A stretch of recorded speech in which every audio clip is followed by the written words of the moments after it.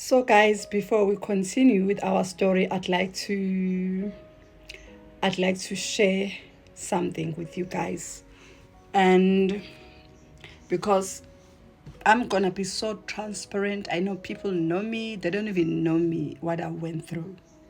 I always when I share my story with people, I only share only 5% or 10%, but with the story, I'm going to details. I'm gonna be very transparent, and I'm gonna say everything as it happened. And I know other people are gonna judge. How can you allow this? How can you make such decisions? Remember, I was in my 30s, in my 20s, my late 20s, because I met him when I was 20 something, 20, 27, 28. So everything happened when I was still in my late 20s, and I didn't know much, and I was not exposed to what I'm exposed to now. I didn't know much, and I didn't have mentors. I didn't have people that I look up to. I was just doing things that I thought were right at that time. So when I was pregnant with my son, he had paid lobola and everything, and I was 7 months pregnant. So there's this, for the first time I discovered who he was, because we've been dating for almost a year, and he's showed me this good part. He's a good man. He loves me. He was a man of my dreams. I never thought these things could happen to me. I was like, it's like God had answered my prayers. Oh, he finally, God wants to show me what love is, but I didn't know that it was the biggest mistake of my life. So I was pregnant, 7 months pregnant, and a phone rang while we were sitting watching a movie. It was his friend who had a car breakdown on the freeway. So he said, "Baby, I need to go and help my friend." I said, "Sure, go and help your friend." He went there. So I think his car went for repairs or something. I can't remember, but he asked for my car. I don't know what his car was, but there was something that happened with his car, so I had to use my car. Or my car was parked behind his car. I can't remember. Then he took my car and he went to help his friend. Went to bed. He's not back. I'm not worried. Maybe they're being delayed. But when I woke up in the morning, I checked where he's supposed to be sleeping. The man is nowhere to be found. And I started phoning him. Where is he? I'm phoning him. His phone is ringing. There is no answer, no response. I'm sending messages. And then when I phone, someone will answer the phone and they keep quiet. I phone, they answer the phone, they keep quiet.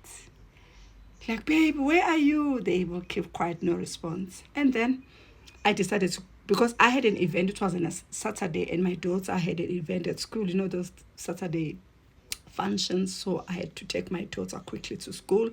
So I needed a car.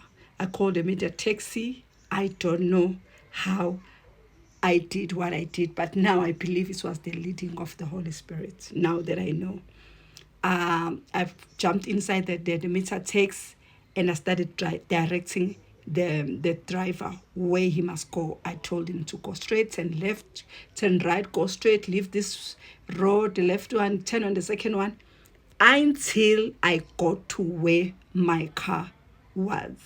And I had never been in that area before. It was the leading of the Holy Spirit that now I know the explanation. And I think him was trying to show me that this is not the right person for you. He was trying to show me you are making a mistake. But I didn't know, because I didn't have a relationship with him. So I arrived. I saw the car is parked.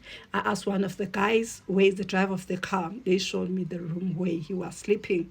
I knocked, and guess what? I found him with a woman. It was a vast university students accommodation, something like that. But it was a house where they were university students. And when I found him there, I started beating the hell out of him. I started beating. Hey guys, this thing of fighting and beating. Ah, my goodness. This relationship would make us go crazy. So I started beating him. I didn't beat a woman this time. I was beating him. I started beating him, and but he was like stopping me. No, baby, because I'm 7 months pregnant. I'm about to give birth in few weeks. Stop me, and until it got to a point where I said, you must choose who do you want. You must choose me or you choose her. And I was very right. I knew that he needs to make a decision, and very quickly. And you know how guys are. He said he broke up with this woman. Started telling this woman, that you are my wife. I mean, I'm getting married to you. When a person has paid the ball, you're like almost a wife. They call you the wife. But you don't do those things to your wife. So he started begging me. I was crying. I was shocked.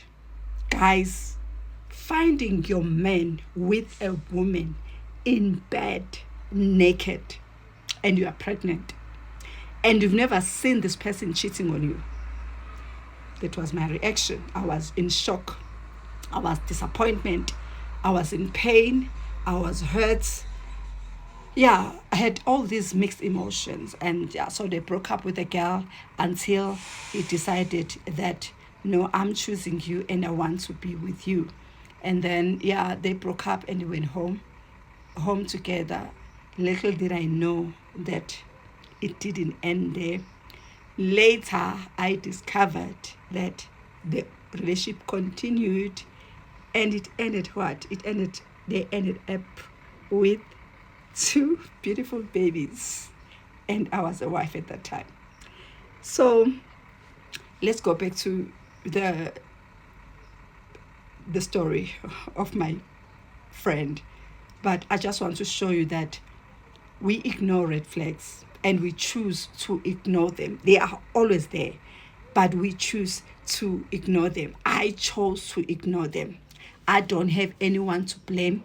I can't even blame him because that was his character, that who he was. But after I had this information that was shown to me or was presented to me, at that time I had to make a decision whether I continue with a relationship or not. But I chose to ignore that and continue with the relationship and marry the man of my dreams.